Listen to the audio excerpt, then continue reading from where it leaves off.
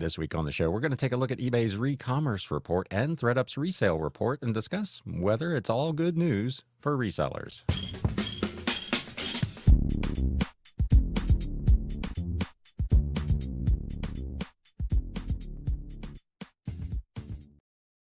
What is up, Galaxians? Welcome to episode number 249 of the Galaxy CDs, Rocks, and Flips Reseller Talk podcast. My name is Ryan, and if you're new to the channel, I am a full-time reseller, part-time YouTuber, and podcaster working out of my home here in the greater Cincinnati area, and this channel is all about the flip life. We've got a big episode today. We're going to cover eBay's recently released Recommerce Report, which is coupled with ThredUp's Resale Report. The ThredUp report is obviously much more fashion and clothing oriented, where the eBay report is a lot more kind of broad reselling in general, but we're going to dive into those pretty deep and discuss whether or not it's all good news for resellers.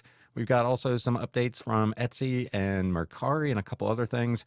And then, of course, at the end, I will have for you my What Sold recap. There will be timestamps in the video description down below. So if you want to get to a particular segment, I am going to leave timestamps for both the eBay and the ThredUp reports separately. So if you just want to hear about one or the other of those, without further ado, let's get into this reselling news. News updates.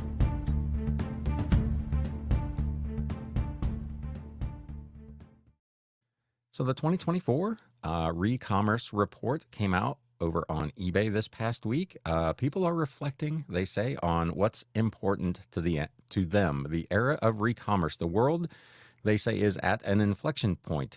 In the midst of sweeping macroeconomic, climate, and sociopolitical challenges, we're taking stock of what matters most. Many of us are reassessing life choices, re-examining career journeys, and reprioritizing what we do with our time, which I've talked about on this show as part of my journey, is how I got into reselling.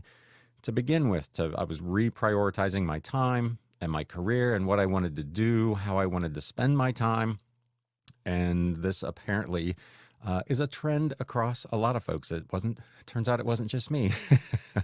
Whether we're re-engaging with old passions, creating communities bound by shared interests, or recommitting to living our values, we're reminded of who we are and finding inspiration for who we want to be. As we're reconnecting with our pasts and dreams, we're reimagining the possibilities ahead.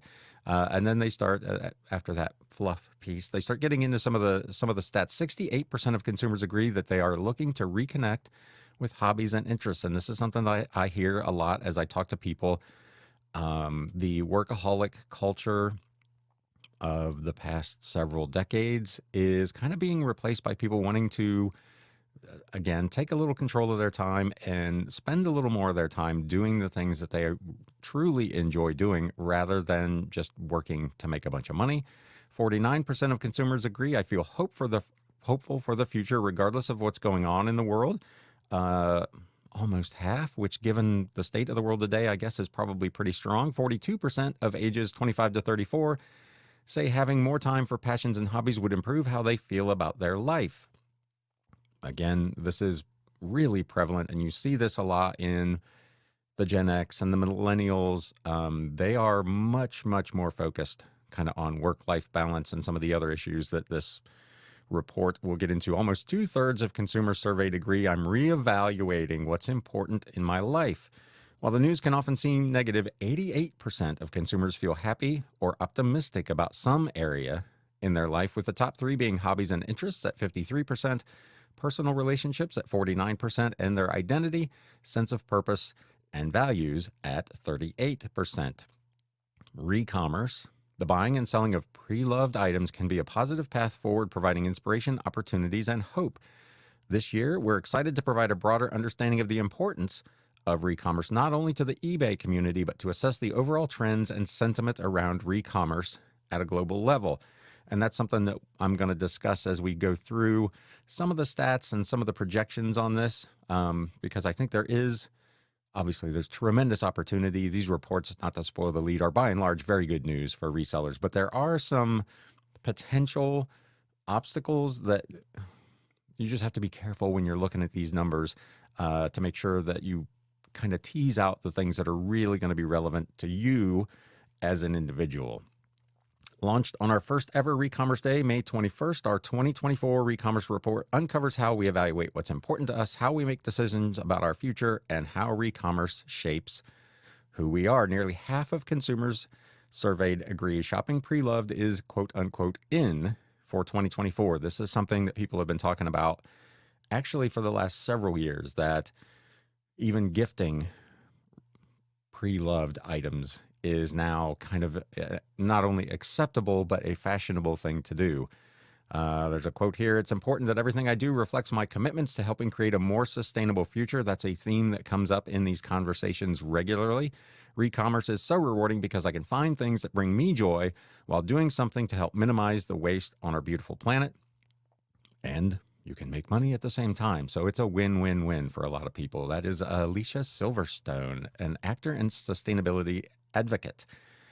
They highlight some of the things that they think are in and out for 2024 in shopping pre-loved. 86% of consumers surveyed said they've bought or sold pre-loved goods in the last 12 months. That is a massive number. I'm sure it's probably more buyers than sellers in this, but that is a big 86%. That's about as close to everybody as you could probably get. 64% of consumers surveyed agree shopping pre-loved betters the health of our planet. That, they say, is in. And people and passions. 75% prioritize friends and family, and 33% prioritize hobbies and interests outside of work. 3 things that they say are out: buying all new. Only 1 in 7 consumers surveyed have not bought pre-loved goods in the past year globally. I don't know how many people they surveyed, but again, that is a huge, huge percentage of people that have made purchases in the re-commerce market. Fast fashion, they say, is out. It's harmful to the environment and contributes to unfair labor practices, say 53% of consumers surveyed.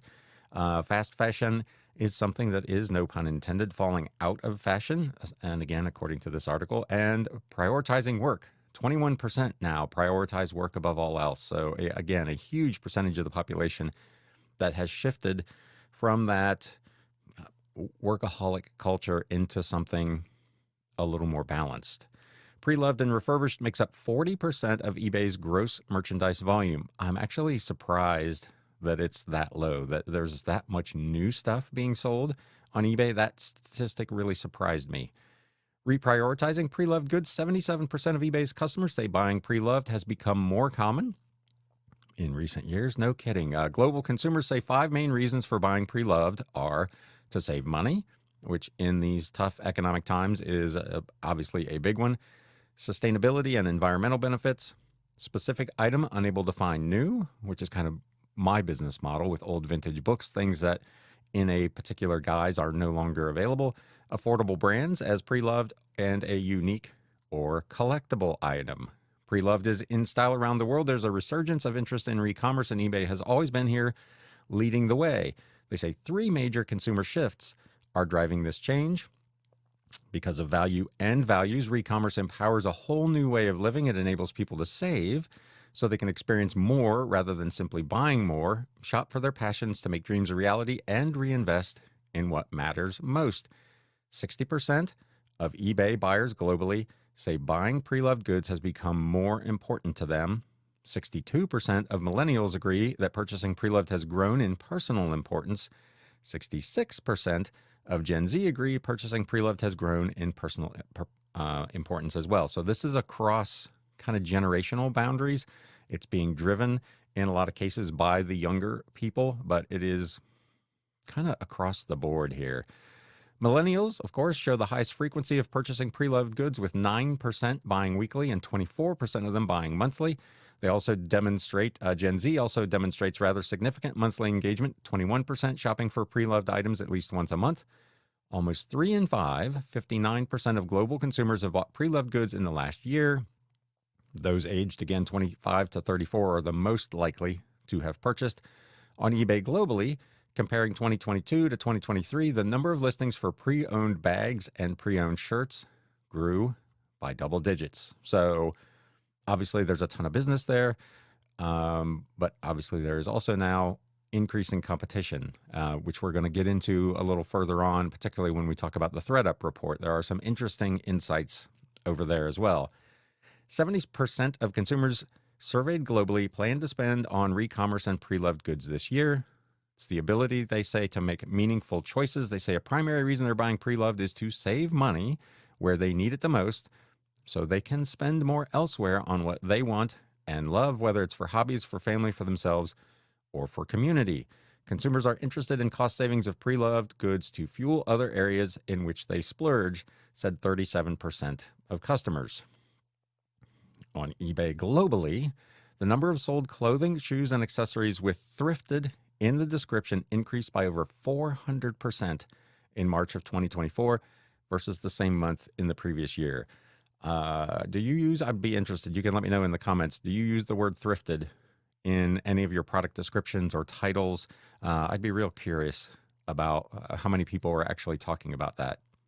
While interest in apparel remains strong, goods for collections and hobbies saw a healthy increase of interest, especially among Gen Z at 10% and millennials 6% year over year. They note 33% of buyers are looking for a collectible when purchasing pre-loved on eBay. Their top 5 pre-loved purchases are clothing, books, number 2. Hey, look at me. You'd think I know what I was doing or something. And that lady that told me that nobody buys books anymore. People. Shoes at 24%, home and garden 23%, and tech and electronics 22%. A second big reason is because of opportunities. A significant portion of sellers, 50%, reported an increase in selling pre-loved goods compared to 1 to 5 years ago. 64% of sellers say it's easier in recent years to sell pre-loved goods on eBay. Was it hard before? I've sold off and on, going clear back to 2000, and never really found it to be particularly difficult. So that number kind of surprises me a bit. 58% of Gen Z say generating extra cash is a primary motivator for selling pre-loved goods. 51% of millennials say the same thing. The income potential fuels sellers around the world. The top reason for selling pre-loved goods is to make extra cash, especially in the US, UK, Canada, and Australia. So kind of your big first world, if you will, countries. 79% of global sellers surveyed got their start on eBay selling pre-loved goods. It continues to be a platform that's a catalyst for entrepreneurs. Top global markets where sellers agree that e-commerce activities evolved organically, making them accidental entrepreneurs. So people who got into it just to get rid of 1 or 2 items or just as a fun thing or a side hustle. 42% in Canada, 43% in France, 48% in Italy, 57% in Japan, and 43% of U.S. sellers. The eBay CEO says eBay has been a driving force behind re-commerce, and we continue to invest in tools and technology that fuel the circular economy. That is a phrase that you will continually hear come up in these discussions as well. The circular economy, from originally being manufactured to being sold to then being either resold, recycled, reused, and keeping items in circulation and out of landfills is again, particularly for the younger generations, a primary motivator for all of this. Speaking of, the last reason, because of the planet, Recommerce protects our world. Even if shopping and selling pre-loved for sustainability isn't the primary motivator, it remains a key element of participating in Recommerce. People are concerned about the health of the planet overall.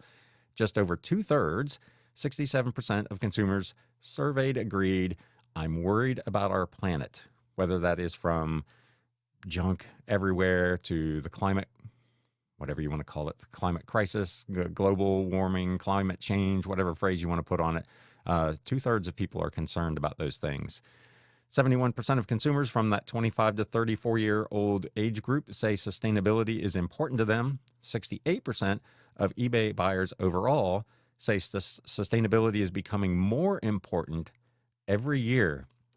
So this is not only a group of people that is growing, but their individual emphasis and thoughts about it are also growing. So this is going to continue to be an opportunity for people who do what we do to get these items into this circular economy and keep selling them. But there are, again, I will caution you, some things to talk about other players getting into it as well that may make it a little more challenging for individual sellers. People do believe that re-commerce can help Gen Z and millennials lead in considering sustainability in their buying and selling and purchasing pre-loved goods on eBay. 30% cite environmental benefits as a key motivator. 72 and 70% of Gen Z and millennial respondents, respectively, say that sustainability is important in their decision to sell pre-owned goods on eBay. So it's coming at this from both sides. As buyers and as sellers, they feel that sustainability is a key component of why they've chosen to do that. 78% of all sellers surveyed, of course, agree that selling pre-loved items is sustainable by nature. eBay enables customers to do good as they shop and sell. 43% of consumers agree that shopping pre-loved makes me feel like a better person. Again, you can find unique items of passion. You can support small or local businesses. You can build a community, kind of like what we're doing here on this show.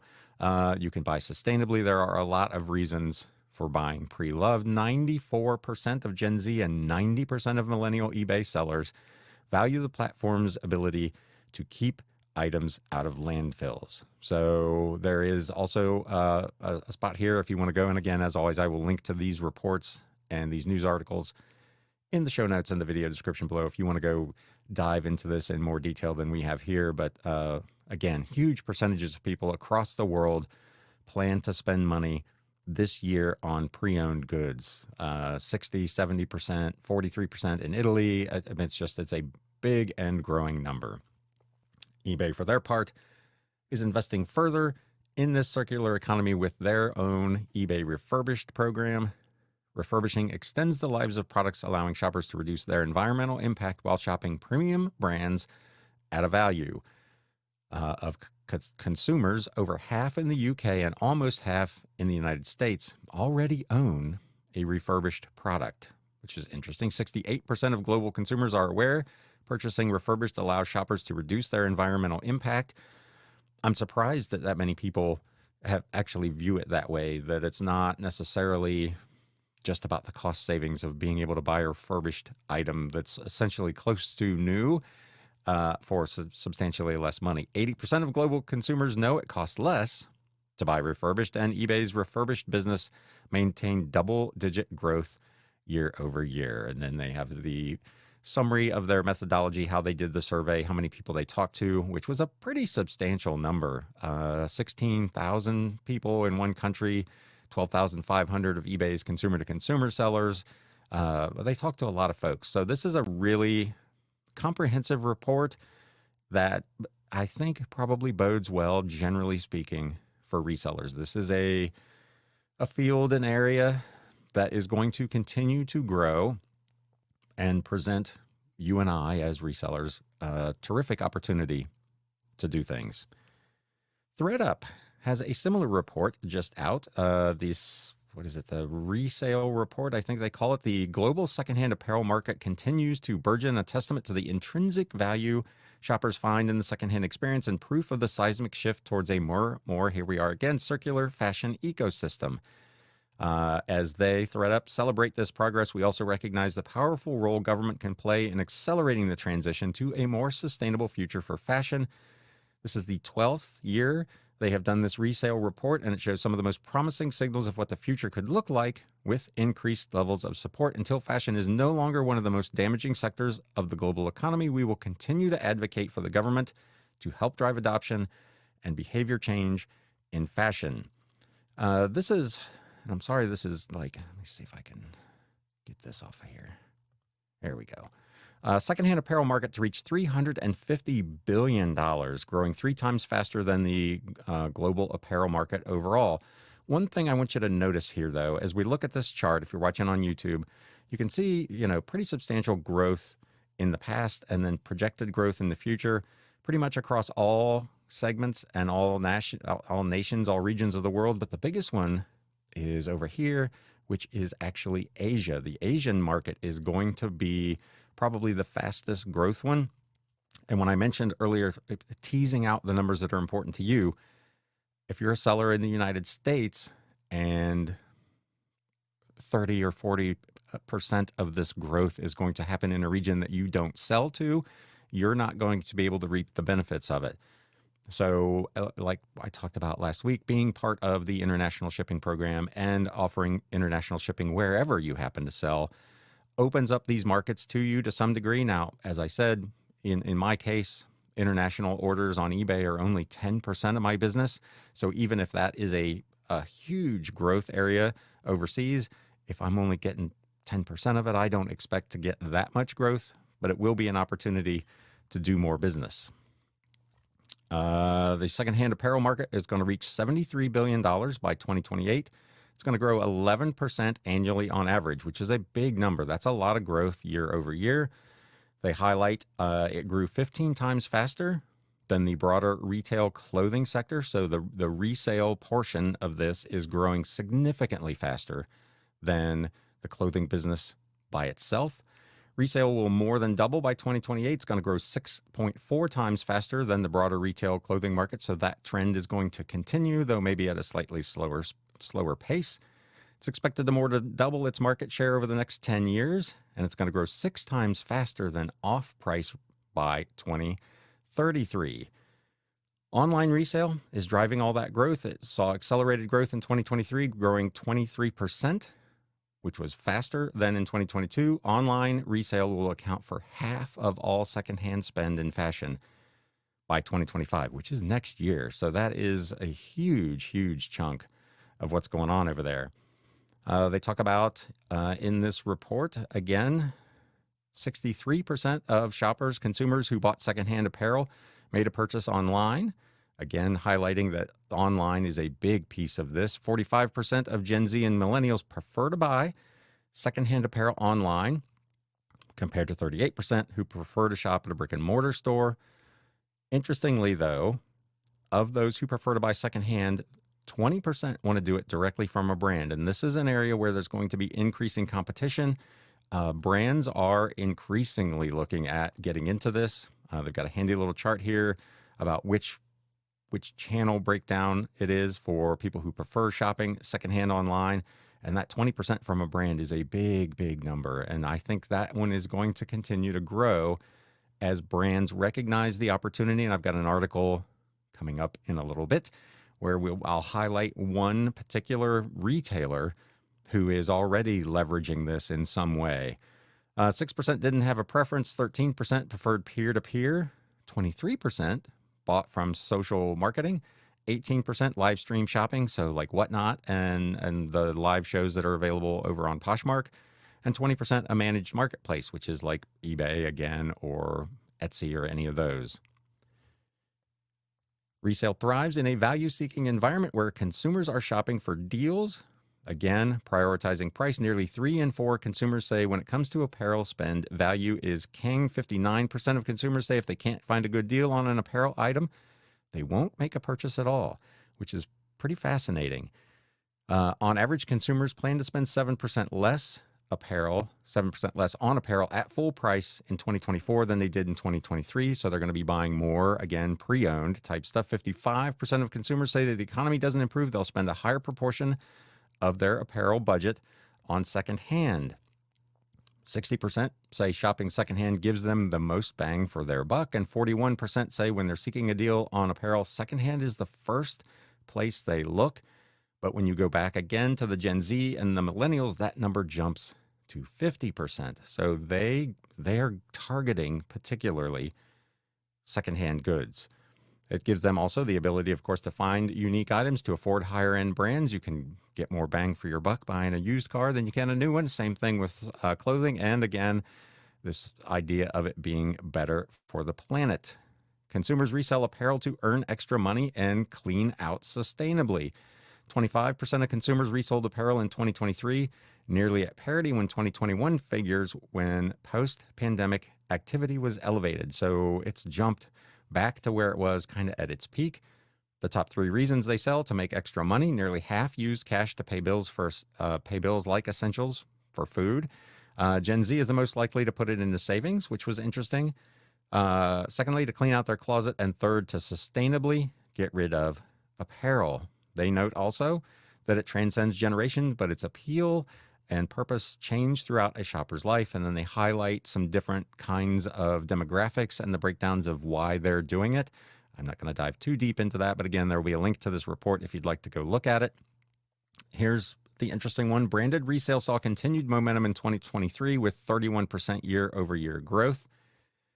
74% of retail executives who don't currently offer resale are either considering or planning on getting into resale in the future, which is up 5 points from 2022. And I know I talked about this on an earlier episode a couple of years ago. This is an area where you're going to continue to face increased competition. So these companies, they recognize, number one, it's good for their image to participate in this.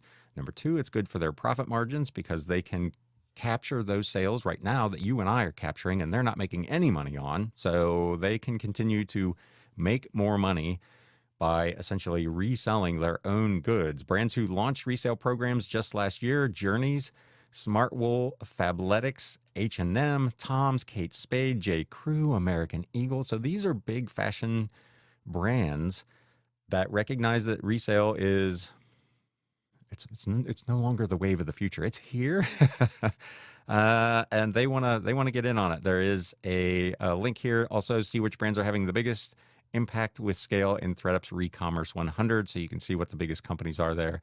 But there is a lot of growth and interest from the brands to launch their own efforts here. They're leveraging resale as a gateway to new shoppers. 90% of retail executives say their customers are already participating in resale. Yes, they are, which is an all-time high, up 4 points. I wonder who those 10% of executives are that don't think they're customers. Because we just talked about like 86% of people have bought used or would buy used items, pre-loved items, if you want to call them that. And there are retail executives out there who don't think that their customers are doing that. Interesting. 62% of retail executives say their customers care about their brand being sustainable. 47% of consumers say resale value is an important factor in purchasing apparel. 38% say they shop secondhand to afford higher end brands. That's up 11% in just 2 years. So again, it's an opportunity for, if you're a seller of higher end brands, this is going to be a big growth area. 27% of consumers have traded in apparel with a brand in exchange for shopping credit to that brand. So again, just kind of a straight up trade-in program, which is where the brands have an advantage. If you've got a piece of clothing from a particular brand and you can send it back to them for a credit to buy new stuff from that same brand, that's something that you and I really can't offer to a consumer. Now, if they just want money for it, obviously they're going to try to sell it themselves, but that's gives those brands, again, a bit of an edge. Top reasons consumers prefer shopping secondhand alongside new: wider variety of price points, wider selection of products, more likely the brand's products are durable. That's a key one. If it's being resold, you have some sense at least that it's pretty good quality because it's held up to somebody already using it for an extended period of time. More likely the brand's products are high quality, and more likely that the brand cares about the environment. Brands, again, generate revenue through resale while advancing their sustainability goals.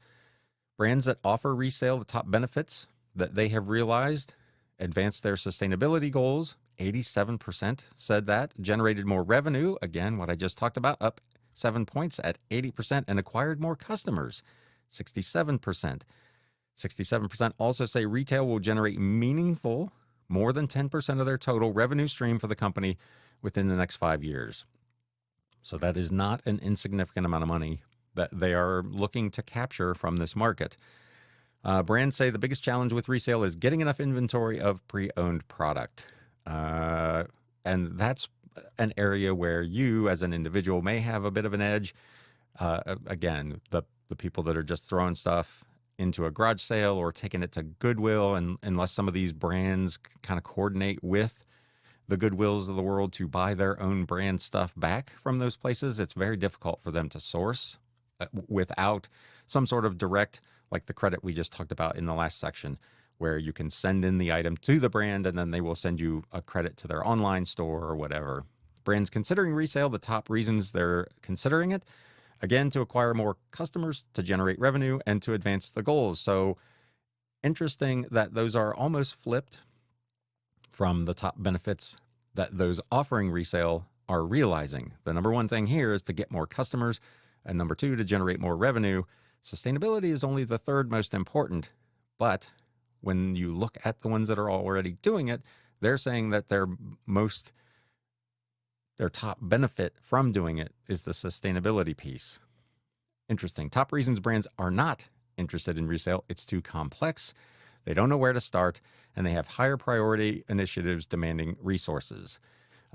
Diluting the brand's product or reputation has become less of a concern. This was a big thing even a couple years ago, where they were concerned about what it would do to their brand's reputation to be selling the items used. That is becoming less and less of a problem for them. There's a huge chart here about the top brands in resale and who are the ones that are growing the fastest. Again, I'm not going to spend a lot of time going over all of this, but really some fascinating information in these reports. The big takeaways for me are that, number one, resale is going to continue to grow. It's a big piece of these brands' business, and it can continue to be a big piece of our business. There's going to be a lot of growth there, but there's also going to be increased competition, both from individuals as more people realize this is a way to achieve their own personal goals, whether they be financial, to take more control of their time, for the sustainability benefits.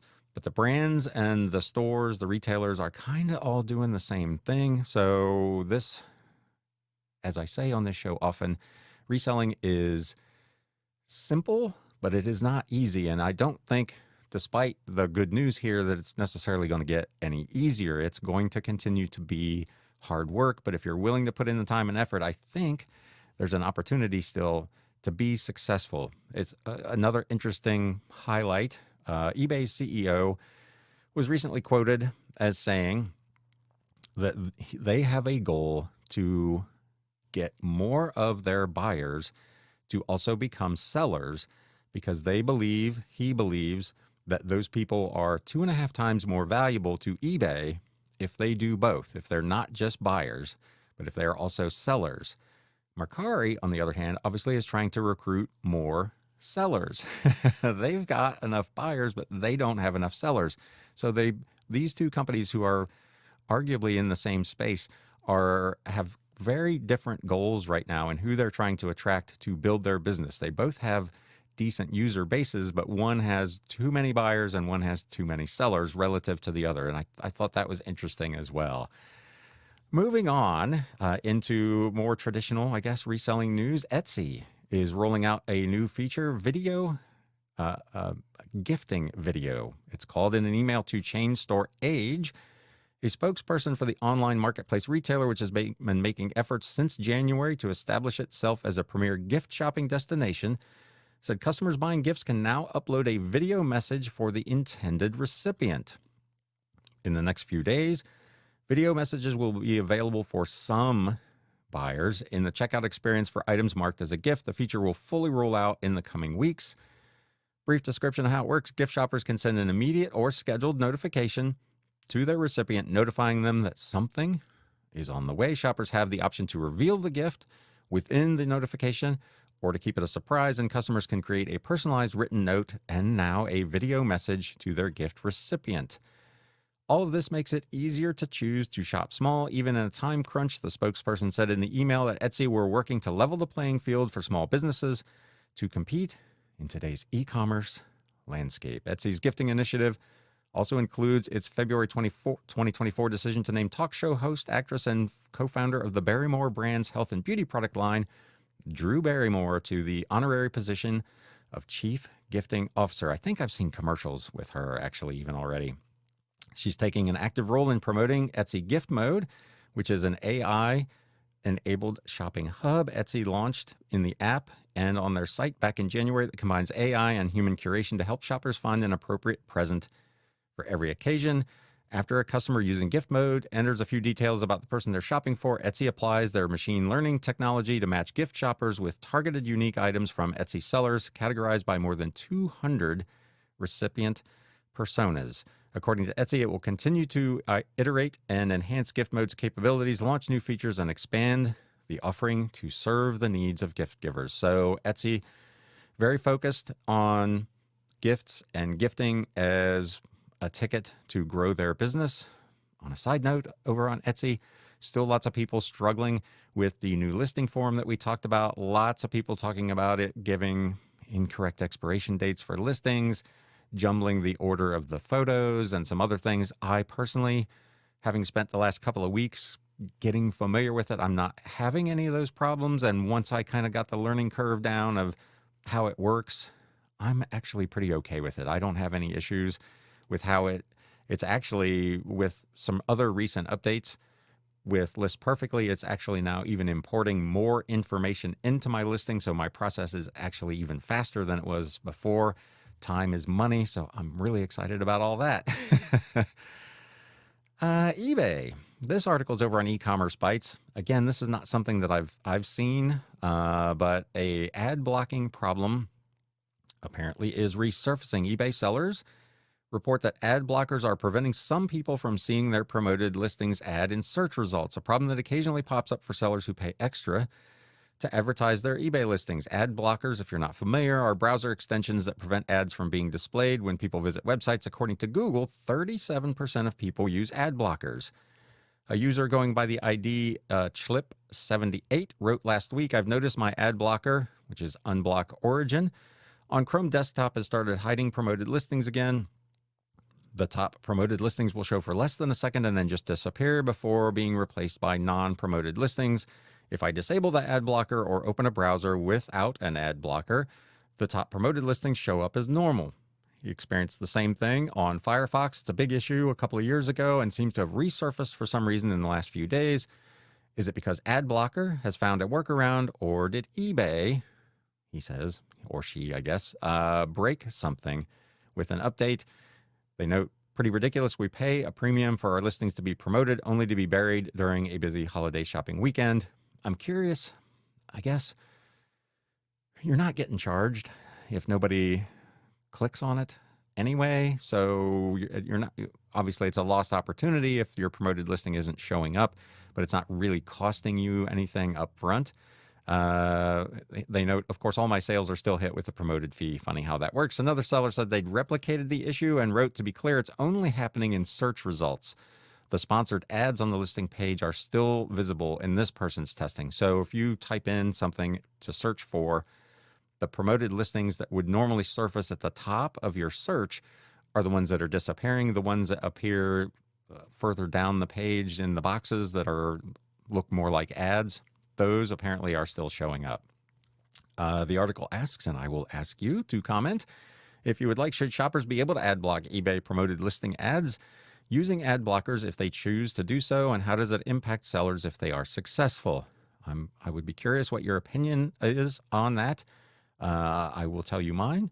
Yeah, why would they not be allowed? I'm totally fine with eBay or any other site trying to find a workaround so that the ad blockers don't work. It's a competition.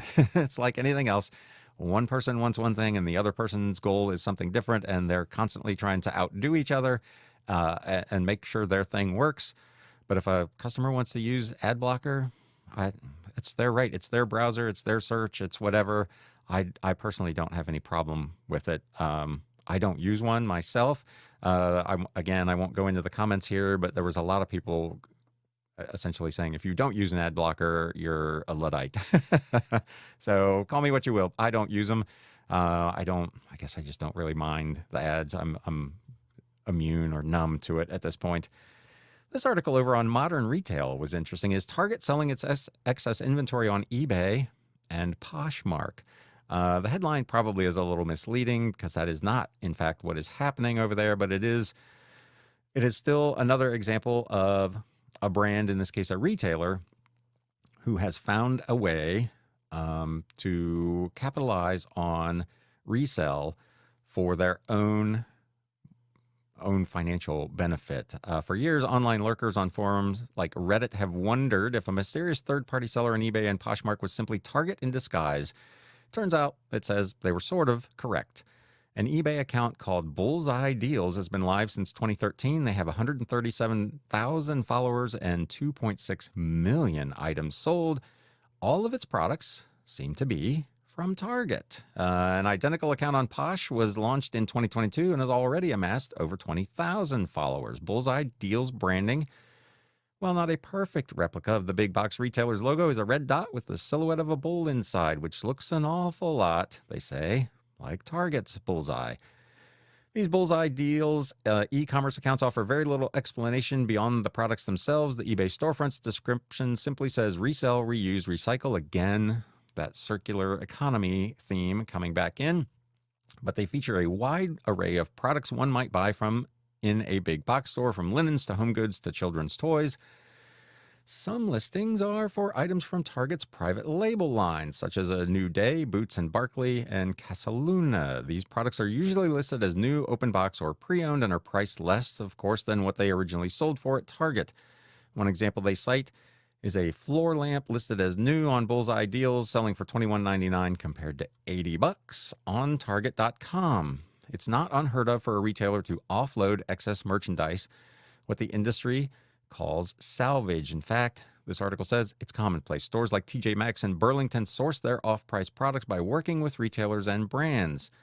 Similarly, reverse logistics businesses exist to help consumer-facing brands deal with excess products that can't be put back on the shelves, like returns or discontinued items.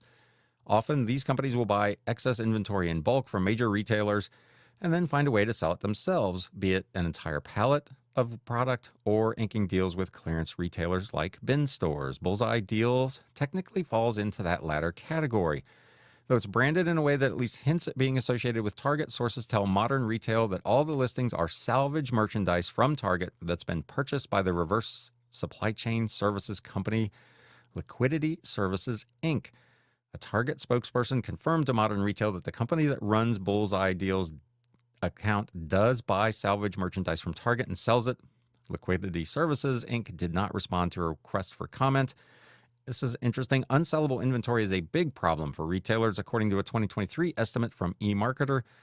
Total retail returns hit $613.94 billion, which was 8.5% of total sales. So you think your 2% return rate on eBay is a lot. Man, that is a massive 8.5% of sales in returns. Ouch, that would be painful. And that doesn't represent all of the products a retailer might offload because it can't sell them anymore. Matt Miller, the president and chief operating officer at Mac Wholesale, said there are some examples of retailers including their own branding when selling excess merchandise. Mac Wholesale buys closeout inventory from brands and sells it to other channels like off-price retail. He pointed to Best Buy, which has their outlet program that sells refurbished, clearance, and open box stuff. Macy's and Nordstrom both have off-price outposts like Backstage and Rack. Miller, however, says he's never heard of retailers launching e-commerce seller accounts to resell merchandise, and he personally had not seen reverse logistics businesses build individual online storefronts to mimic the branding of a retailer from which they purchased. Until now, at least. What piqued his interest specifically about this Target example was the fact that Bullseye Deals seems to have all sorts of products, price points, and conditions. For example, he found a pre-owned Luigi plush toy for around $11. He said most retailers aren't going to go through that hassle. He said, and while it's true that Target itself isn't specifically uploading a listing for a stuffed toy, the company it works with is doing it for tens of thousands of products to platforms like eBay. Target does not control this Bullseye Deals inventory, but it is aware that its reverse logistics partner is doing this, and according to Miller, it's a smart way for a retailer to handle merchandise. Here we go again with the circular economy that would otherwise go to the landfill, especially for a company like Target, which has their own brands it would likely not want to see show up at other retail stores like TJ Maxx. It allows them to control the liquidation of their own private label brand. So again, here's another example of an area where you as a individual reseller are now going to be facing, and have been apparently for some time, a major retailer that is participating at least in a program where their own merchandise is being resold by another big company. So it's just one more piece of the competitive puzzle that you have to weigh into your reselling business calculations. I thought that was really interesting. This last one is also interesting, but I don't know, man. I guess it solves a problem I didn't know I had. Usernames are now available on Mercari. Username must be between 6 and 20 characters. Only English letters, numbers, hyphen, and underscores and a period are allowed. There must be at least one character. Only lowercase letters may be used. Hyphen, underscore, and period cannot be used at the start or end of a username, and so on. I'm not going to read all these rules for you. What is the difference, they finally say, between a profile name, which you've always had, and a username? Your username, they say, is a unique name that will identify your account and can be used to tag you in chats. Your profile name doesn't have to be unique, so there can be multiple Galaxy CDs, I guess, out there. And it's displayed more prominently in chats and on your profile page. A username can consist of letters and numbers only, while a profile name can consist of letters, numbers, special characters, and even some emojis. You can edit your username and your profile name by going into Settings and Edit Profile. You can edit it anytime you want, as long as you don't have any transactions pending and the name is not already in use. If you didn't like the username assigned, can you change it? Yes, a default username is assigned. Mine was like and a bunch of numbers. It was just a random thing that would have been completely useless. But you've already probably, if you're a seller on Mercari, you probably got a notification about this. I think I got it on Friday. You can change it to anything that you want as long as it's not already taken and does not violate the restrictions noted above. They said, what if it is taken? Find an alternative. Perhaps add a number to the end of it. Pretty standard. If you think someone's trying to impersonate you or your brand, you can contact Mercari. And then they finally say, what can you do with it? Other users can mention you using the @ symbol followed by that username on item comments or across social media platforms. Cool, I guess. I don't know. I went ahead and set one up. I don't know that I would use it. I guess I don't really fully grasp what the use case for it is, other than it puts it in line with other YouTube uses handles, which are the same kind of thing, and @ followed by whatever your channel name is, and so on. So it gets them in line with other tech firms using this. But I guess I'm struggling to determine what I might actually ever do with it. That, my friends, is the reselling news. So now let's do a little bit of what's sold.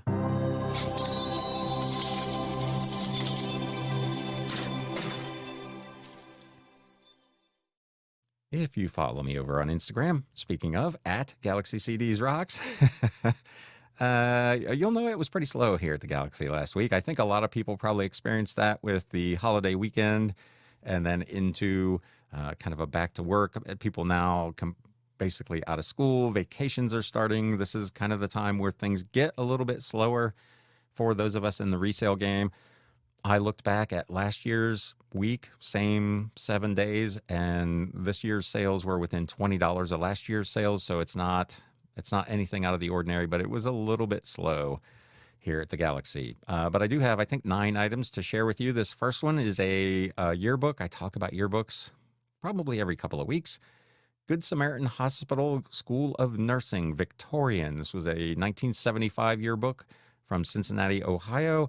Had it listed for $29.99. I got a best offer of $20, which I went ahead and took because I own this thing for one thin dollar. This one was over on Mercari, this was on Etsy, rather. The Keeper of the Bees by Gene Stratton Porter, 1926 Memorial Edition, published by Doubleday Page. Hardcover. I picked up these in a big lot for 50 cents a piece at an estate closeout. A bunch of these Memorial Edition Gene Stratton Porter books at 50 cents a pop. They're selling anywhere from $12 to this one sold for $21.99 plus shipping. So not a bad find on those. This one also over on Etsy, The Nature Library Garden Flowers, written by Robert McCurdy. This was a Doubleday Doran hardcover, published back in 1926. Lots of interesting, great art and illustrations of garden flowers from the flowers are still in existence, the books from the 1920s, but it was really interesting art. This was in really good condition. This was part of an estate buyout I did for $1. This book I have had for quite some time. It was in my sale. I got a watcher. I sent an offer and sold this Unit Pride by John McAleer and Billy Dickinson. It was a first edition Doubleday. Doubleday had a good week. Hardcover in its dust jacket from 1981. Had it listed, I think, originally for like $32.99. It was on sale for $26.24. I sent out an offer for a percentage off, and it sold for $23.26. This was part of the big 15,000 book lot, so I'm into this for less than a nickel. I've talked about this big Seventh-day Adventist haul I did. It was probably 6 months ago. This is another one of those. It's a book, a pretty good size book that I picked up for $1. Issues, the Seventh-day Adventist Church and Certain Private Ministries. This was a paperback book about the Seventh-day Adventist Church. Again, own it for $1. It sold on eBay for $29.99 plus shipping. I'm at a point where I will probably buy just about anything I can find, old vintage Seventh-day Adventist stuff. Fairly recent textbook, Elasticity Theory, Applications, and Numerics, second edition, written by Ed Martin and H. Sad. This was actually published in 2009. I was at a sale, gosh, it was probably 6 months ago. And in the basement it was literally wall-to-wall plastic textbooks. I think I bought probably 100 at that sale for like $1 a piece. And they have been selling here and there again in $12, $15, $18. A lot of them would be, the bread and butter stuff that I don't go into on this show specifically, but this one sold for $29.99 plus shipping. I love me some old textbooks. Speaking of, here's another one. The Determination of Hydrogen Ions, written by W. Mansfield Clark. This was a third edition, first printing from 1928. This was also part of the big 15,000 book lot, so I'm into it for less than a nickel. It sold for $34.99 plus shipping. Picked this up just last week at a garage sale. The only thing I bought at that garage sale was in the garage. Literally, most of the stuff at this sale was outside, but the garage was open. I walked in. There was a small shelf of books. This was the only thing I bought there. I paid $1 for this. Black's Law Dictionary with Pronunciations, 6th edition, Centennial edition from 1991. These Black's Law dictionaries almost always sell and almost always bring pretty decent money. This one sold for $34.99, again, over on Etsy. This was, I'm pretty sure this was also from that big Seventh-day Adventist lot. So this is another book that I own for $1, With Jesus in His Sanctuary, written by Leslie Hardinge in 1991, a first edition hardcover in its dust jacket. This book was in really good shape.